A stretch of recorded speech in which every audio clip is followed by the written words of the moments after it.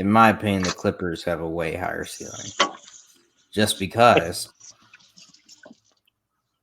you have Kawhi, you have Paul George, you have James Harden, you have Westbrook, plus you have Norman Powell, along with other guys. Along with other guys that are quality role players as well. And you see the way they've been thriving. They're just now getting into a groove and getting into their rhythm. It's only up from here. I think you have a lot of guys that have been tested in the playoffs and that can know things. Same with the Suns. But I don't feel like there's guys on the Suns that have carried teams before. You could say Devin Booker maybe, but Chris Paul has been there. I'm not really here for KD carry teams in the playoffs because he had his opportunities with the Nets and he didn't get it done. What team has Kawhi carried? The freaking Toronto Raptors. What are you talking about? Okay. James Harden has carried the Houston Rockets. Russell Westbrook has carried the Thunder. Paul George has carried the Indiana Pacers. Russell Westbrook has carried the Thunder and never been out the first round. If you're gonna say Westbrook carried the Thunder, you gotta say KD carried the Nets. They was literally a game from the Eastern Conference Finals.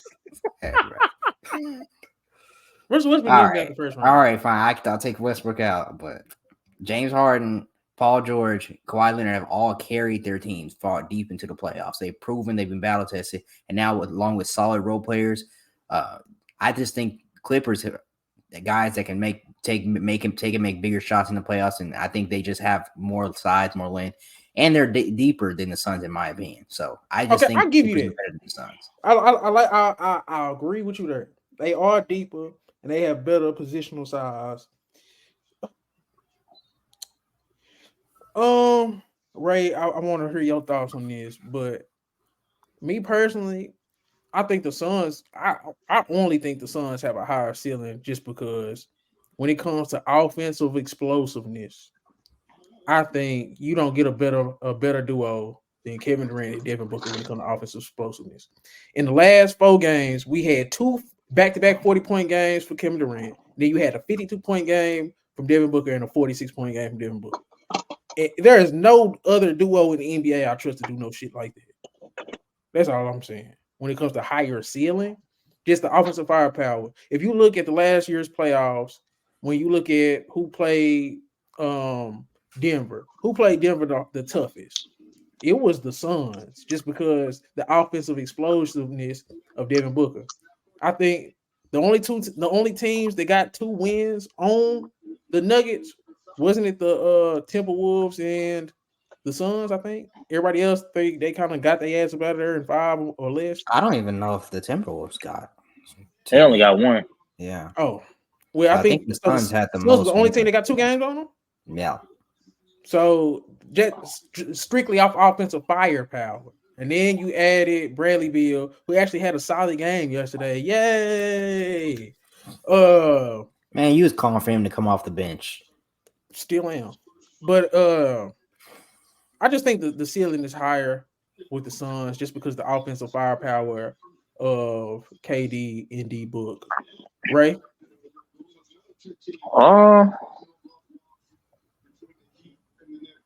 I feel like both of y'all got valid points. I'm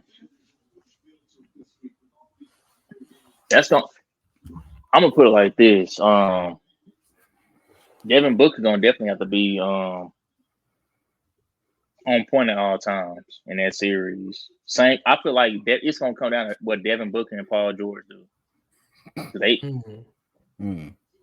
They the only ones you can kind of look at and be like, we know what y'all can do, but all y'all gonna do it tonight. Yeah, like that's what we know what Kawhi and KD gonna do. Ooh, this is a question I did have for you, Ray. Who's better right now, KD or Kawhi? That's the question I have for Ray right now. KD gonna be the best player in that series. Okay. Because I think people got it confused. It's a lot of people that think Kawhi is better than KD even right now. I don't think people understand how good Kevin Durant is as a 2-way player at age 35 right now. Kawhi especially when it comes down to crunch time, Kawhi and KD, they just about neck and neck in that area. But just for the overall, the whole game, I think KD probably gonna be a better overall player. But then again, we also seeing something from Kawhi we ain't never seen in his whole career. Like we was talking about how great a facilitator Harden has been for them, but we underestimating how much Kawhi has been a post playmaker in that mid range area. Like I'm like, bruh, this dude actually can pass the ball. Like people are so used to just Kawhi getting buckets and being a lockdown. I'm like, man, he ain't just he's more than just a two-way shot creator. That dude a two-way shot creating playmaker almost. So, who got the coaching advantage?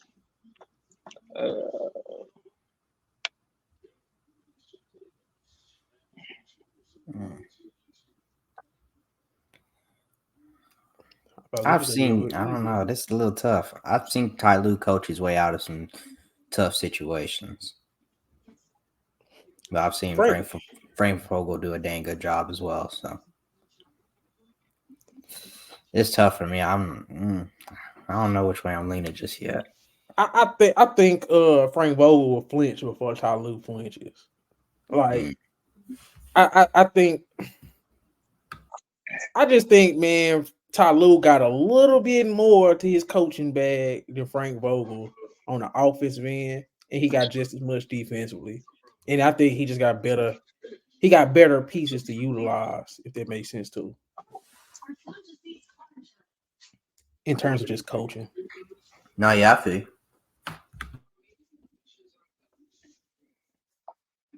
Ray? Yeah, I'm gonna go Lou. But the thing about having a deeper bench in the playoffs, sometimes that can also come back to bite you. Because sometimes you can just start over subbing.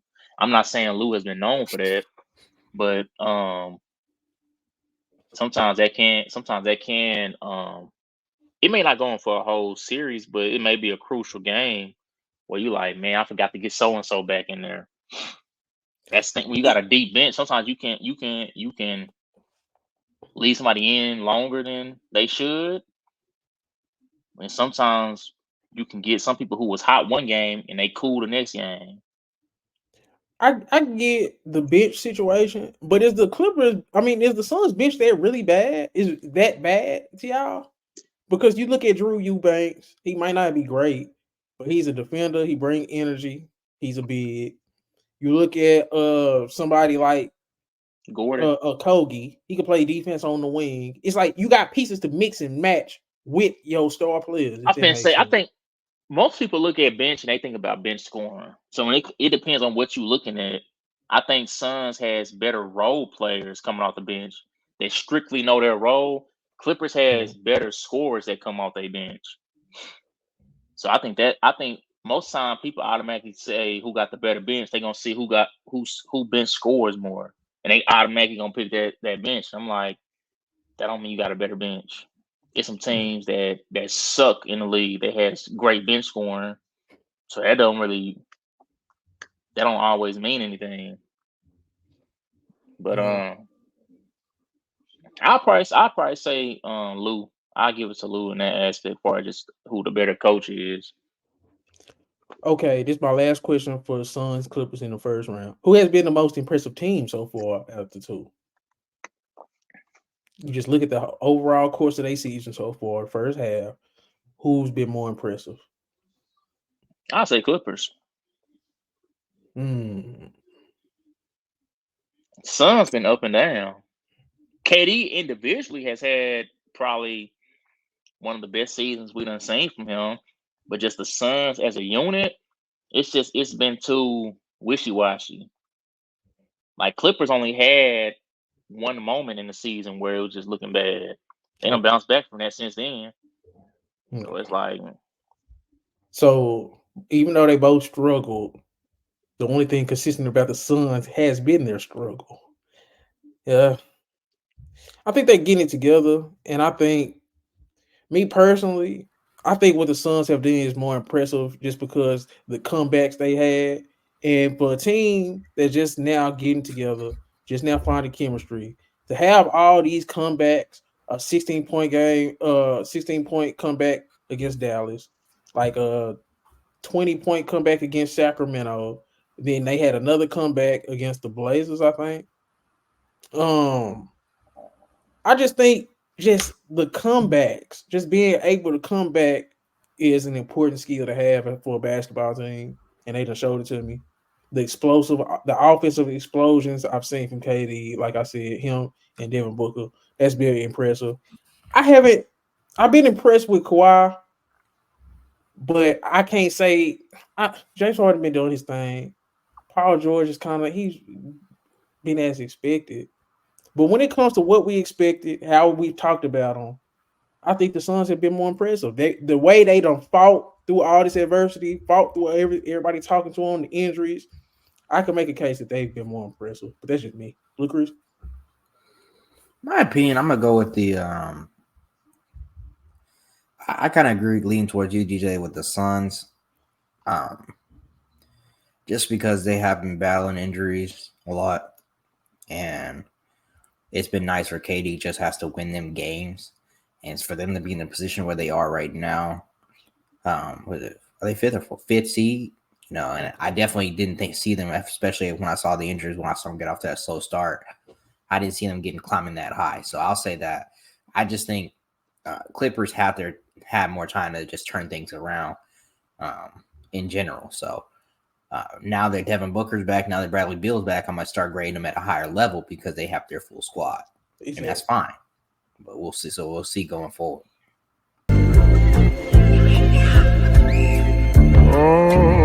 Found some shit I love to do, so I can live comfortable. Searching for a peace of mind, need that when it's time to rhyme. Perfect in every line, any chance I get, and I know it takes time, but I will never quit.